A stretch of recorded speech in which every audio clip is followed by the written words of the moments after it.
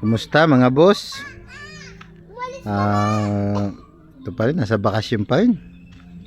Ngayon palang bakasyon pag walang budget.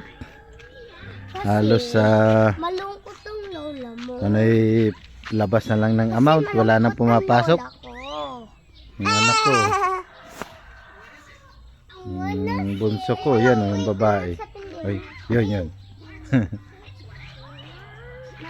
Walang maayos na vlog dito.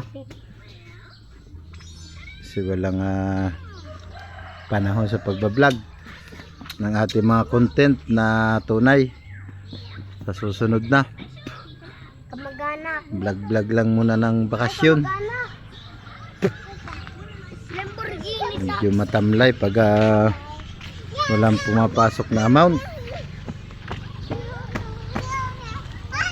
Nagtatrabaho sa amin ngayon yung asawa ko. Kaya lang kulang kung kikwintahin. Mahina ang kitaan dito sa probinsya. Pwede dito yung kailangan may negosyo, pero pag pagbabasihan ng minimum ay talagang di sasapat kahit sa pagkain. Sa mga bills payment ay talagang kawa-awa. Medyo malungkot ngayon dahil di kami nagkaintindihan ng aking asawa kagabi, pero sana umuwi siya.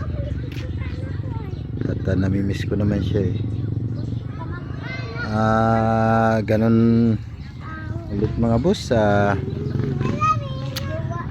Kung nasan man tayo ngayon, lagi po tayo mag-iingat at huwag natin pababayaan ang ating mga sarili.